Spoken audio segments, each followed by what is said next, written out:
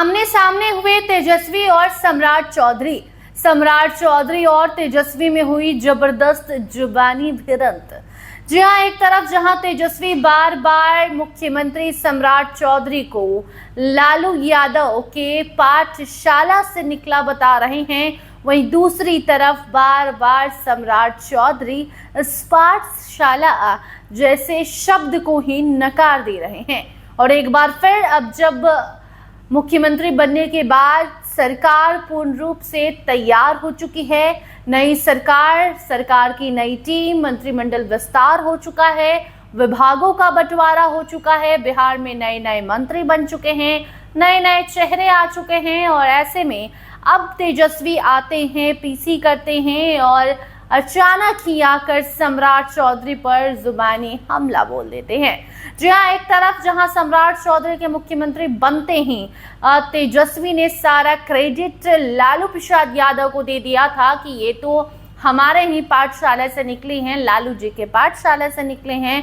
तो वहीं दूसरी तरफ सम्राट चौधरी ने सदन में इस बात को साफ तौर पर नकारा था और कहा था कि इन सब चीजों से बाहर निकलिए।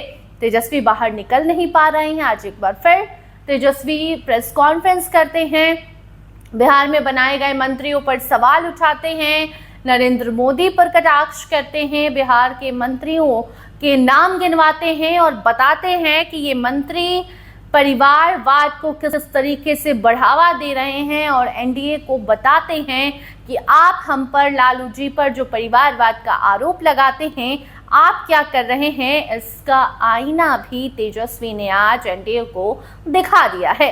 इसके साथ साथ सम्राट चौधरी को एक बार फिर लालू यादव के पाठशाला से निकले विशिष्ट बता दिया है।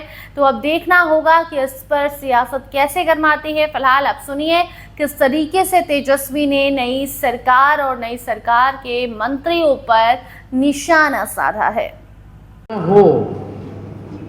पूरे कैबिनेट में कितने परिवार वाले मंत्री बने हैं, तो इसका लिस्ट जो है लंबा चौड़ा है।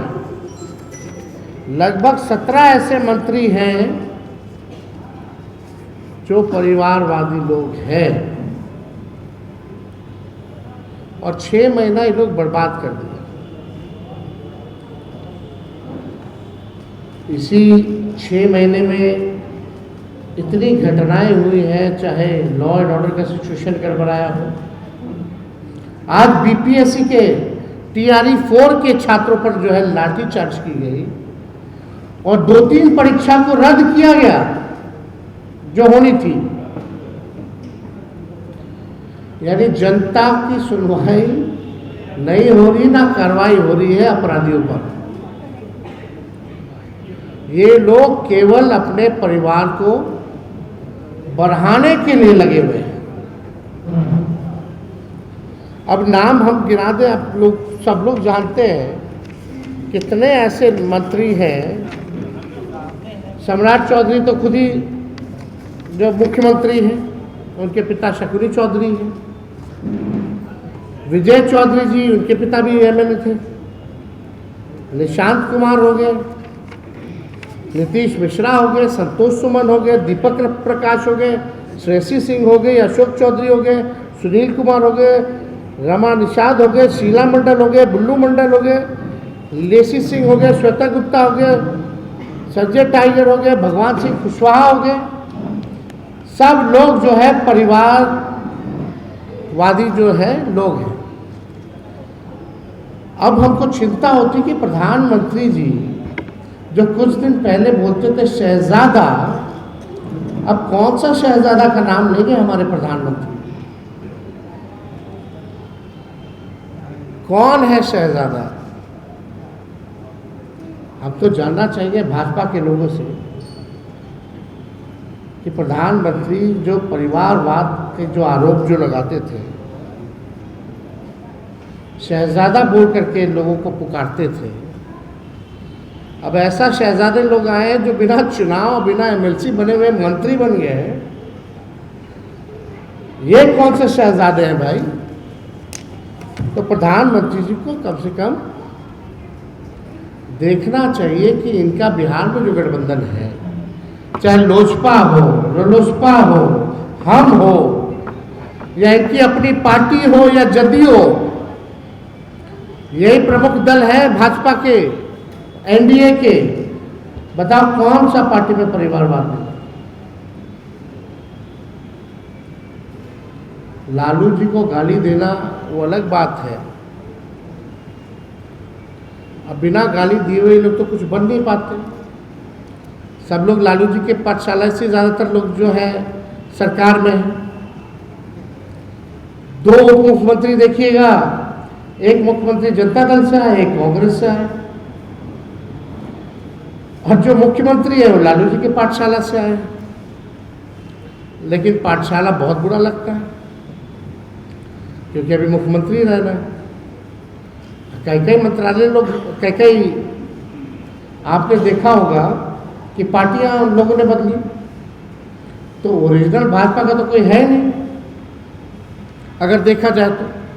और मंत्रिमंडल के भी गठन में अगर देखा जाए तो 17-18 तो परिवार के लोग ही हैं। अब भगवान भरोसे जो है बिहार जो है चलेगा, खजाना खाली है। और आज पत्रकार भाई आप लोग लिख लीजिए कि दोनों उप मुख्यमंत्री के बच्चों को भी आप जल्दी देखिएगा। राजनीति में जो दोनों उप मुख्यमंत्री हैं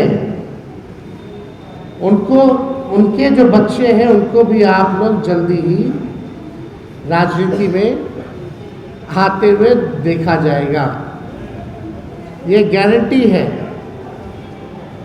यही मंत्रिमंडल में आप सब लोगों ने देखा होगा कि जातियां बताई जा रही है मंत्रियों की, कौन क्या सामाजिक समीकरण है, कितना अच्छा संतुलन है। बताइए, जो विजय सिन्हा जी हैं, वरीयता के मामले में उनको कहां ढकेल दिया गया?